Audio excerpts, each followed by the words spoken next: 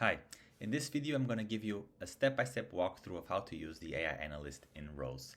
The AI Analyst is really a AI co-pilot, or you can think of it as your personal data analyst that you can work with to get stuff done inside a spreadsheet.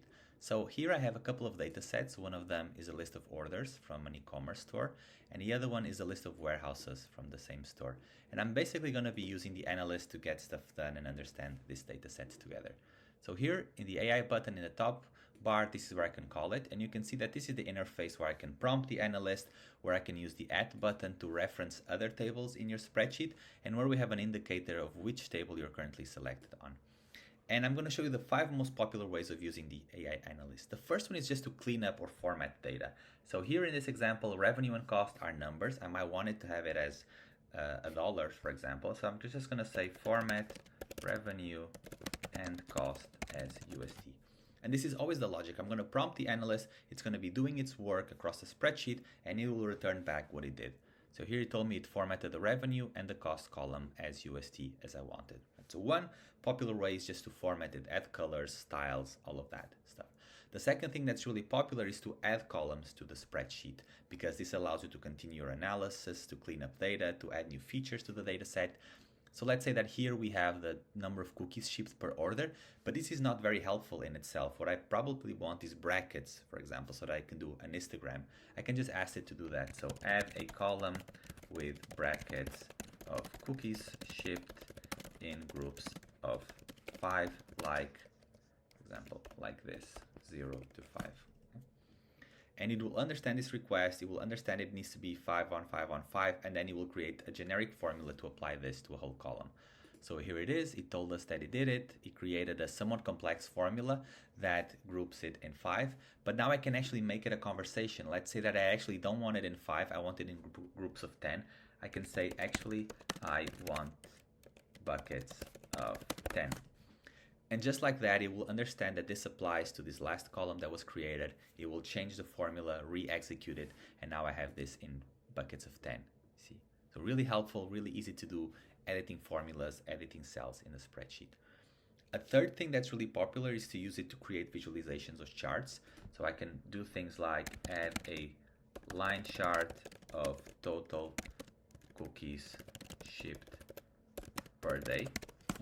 And here it will understand which columns it needs to do the chart. It will understand how to do the aggregation per day in this example, and it will just output a chart. Here it is, a line chart with the cookies shipped per day, which then I can add it in the rows interface and change the colors, change the style, add a subtitle, so all of the capabilities that rows has.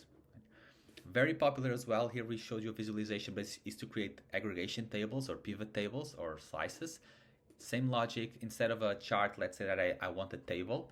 Now I want a table of cookies shipped per day. And here in this example, it actually is going to aggregate the data from the orders data set based on day, number of cookies, and it will output a table. You see, number of cookies shipped per day.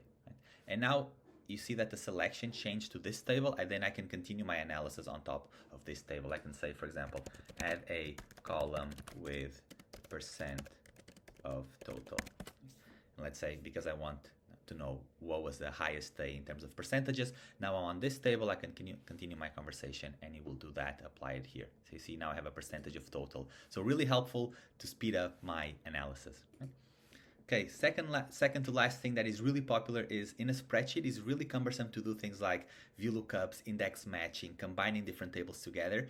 The AI Analyst make this extremely easy. So I'll continue my conversation, or actually maybe I can even clear the chat and start again. You can always restart a new chat here. And I'm going to ask to combine kind of the warehouses and the orders table together. So I'll do things like add a column to check if there is any warehouse in the same state as the shipping address based on the warehouses table.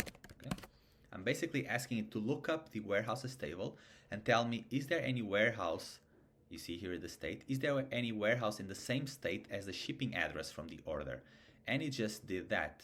So here I can see that it added a new column, it combined match, is number right, look up this additional form, this additional column, and just created this yes, no, yes, no, yes, no, right? So again, a somewhat cumbersome formula. You can think of it things like VLOOKUPs, COUNTIFs, SUMIFs. You don't have to do them anymore. You can ask and prompt your analyst to do this. This is really a new powerful way of using spreadsheets.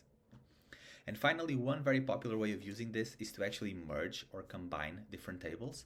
So again, let's say that I want to combine the orders and the warehouses table to have one global view of my orders. I will do this by asking the analyst to combine or merge the tables.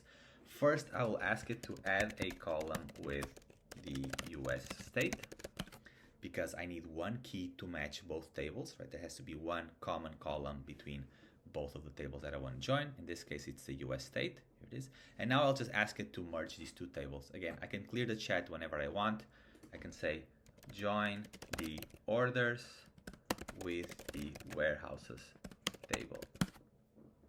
And you will understand what do I mean by joining, what context they have, what are the different columns from these two different tables, and it will work to create this join table together. See, it's asking me how do I want to join these tables, what are the keys, and I will say just map the US state from the first table into the state of the second table. Continue. We send this request back to the analyst, and it will now create a new table that is the join of both of these tables. So here it is, it added a new table, joined orders. You can see that it has here all of these columns. I can come here in the columns layout, add a new one, and see that I have a bunch of these new columns here as well. So you see, now I have a combined table with all of the orders and then the information of the warehouses for the orders that have a warehouse in the same state. So you see here, no, no, no, no, no. So there's no warehouse, but the ones that have it have the data set here. Again, something that would otherwise have taken me a lot of VLOOKUPs, a lot of index matches, a lot of if errors to do, I can just do them by asking. And this is really the power of the AI analyst. You can think of it, it's really almost like having a personal data analyst that you can work with, be as specific as possible in your prompts, and you can do a lot of things with it. One final note is that when you refresh the page, you can always check back and see what are the main capabilities of the analyst. So when you launch the analyst for the first time, we have a button here to explore the AI features. It's basically an explanation of some of the most popular ways of using the analyst. It's available on all plans in Rose. Give it a try. Tell us what you think.